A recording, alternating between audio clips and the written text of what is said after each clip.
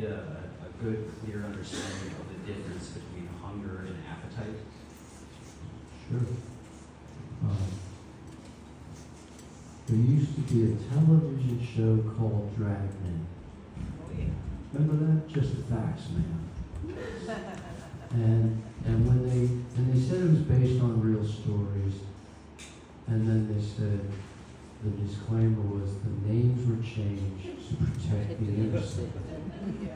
Well, it turns out in business they use the exact same formula, but they changed it just ever so slightly. And in most business situations, what we see is the names were changed to protect the guilty. So in the food world, the names were changed, and the whole concepts were changed. And I bless my dad for this. My dad made me become very, very precise with my words. There was no cursing in the Graham family. Cursing was just an indication that my vocabulary was incomplete and I didn't have the words to express what I really felt. And my mom just would not buy the idea that, honest, Mom, I meant to say fuck because fuck was the right word. Oops, I said fuck. I can't do that in public. So I just gained a great appreciation for words as a child. As it is with many things, my father made learning new words a contingency for receiving my allowance. So I learned words. I like that. I like that. And in this case, the names are changed. I'm fully believe the names are changed to protect the guilty. The sensitive people, the vegan inclined people, were the outcasts. The meat eaters were running the show. And so they named the parts of fruit, animal parts. And they gave mangoes shoulders, right? And peaches cheeks, and it's got skin and flesh, and the nut has meat, and the watermelon has a heart, and on through lot, and corn has ears, potatoes have eyes. I'm like, come on, man, potatoes can't see. And on through all these animal parts. And then the coup de grace of that whole thing was that steak is juicy. There's no juice in a steak. Come on, there's no steak. I've never seen steak juice for sale. There's no steak juice. What is that stuff? That's blood and lymph, yeah? And not Blood yet and lymph. excreted urine. And That's what it is, that nice juicy steak. It's blood and lymph and Wow. yet to be Oh, that's excreted hot, urine. And so the names were changed. And in the same way, in the food world, the names were changed. So you even know you're asking the question with a long answer. Thanks for letting me loose. Let's go back to the beginning. The beginning of this is that there are people living on the streets who've given up their whole world in exchange for using a drug. That's their addiction. They become street people and they're hooked, and they'll rob and steal and beg and do whatever. They're the most hustle people in the world because they get the job done, because they're getting that next fix. They do not come up with excuses. They get the job done. In that sense, I look up to them. And those people, there's a name for them. Sometimes words escape me, you know. I digress slightly. I love to digress because I remember where I was going. I used to forget. On cooked food, I used to digress and then forget what were we talking about? Now I can digress, and I love the freedom of that. So, what was I saying? So, What do we call those people? Those ones that are living on the streets and they're addicted to? Junkies? I was gonna say addicted, or addicts, but is it homeless people? Nope, nope. Junkies? Transient? They're, Junkies? they're called junkies. Oh, junkies. And why are they called junkies? And what's the word junk code for? Which drug? Which drug is called junk? Heroin. Thank you. How do you know that?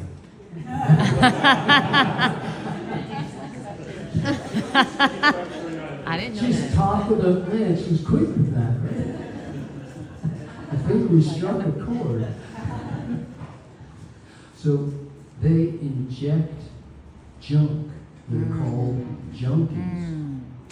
And I find it just hilarious that one of the categories of food types is called junk. Ooh. I find this just profound that it's actually called junk, Junkies. and that there's people called junk food junkies, when in fact junk food is an oxymoron. All right, it's either junk or it's food. It can't be junk food. Tell them. Tell them. Now, the junkie injects junk, not us. We ingest junk. Why? Why does the junkie inject junk? It's got to be one of two things. He's either doing it to remember, or he's doing it to forget. Which do you think it is? What do you think? Forget. It's to forget the pain, the sadness, the loss, the whatever it is, the hardships that have been in the past. And I'm just wondering how many people eat junk food for the exact same reason. Oh, my boyfriend broke up with me, I'm going to eat bonbons until I pass out, or whatever it is. Typically, people eat junk. There's nobody eating an apple in order to forget their woes. It just doesn't happen. Okay. So, I've been there. when junkies are really, really needing their next fix, we have a term, there's a word in English for what they're experiencing. Anybody know what that word is? Withdrawal. Thank you. Who said it? Thank you for being right with me on that. Okay, they're craving. And in fact, there's even an adjective, I think, for a person like that. They're craving. Which is not just Southern for craving. It's a separate word. Craving. I'm craving. So, okay, you're craving. And what's the nice word for craving? Addiction. No, That's no. sort of the strong word for addiction. What is the nice? Right? The addict craves. We say they're craving rather than addicted, because we're not Hungry? addicted to coffee. Hmm. We're not addicted. I mean, that would be like an addict. So instead, we're craving. But even that, it's kind of strong language. We can tone down craving. Desire. I have appetite. I have appetite. So I had a friend walk into my house one day. I was just getting ready to leave on tour. My house is empty of food. I'm getting ready to go out next week. Friend comes in and goes, "Hey, how you doing?" "Hey, come on in. We're having a nice time." He goes, "No, I'm really hungry. You got anything to eat?" I go, "Well, actually, I'm leaving for the airport in 2 hours. My house is empty of food. But out in my garden, I've got lettuce that's like candy. I've got lettuce that's so good, it's unreal.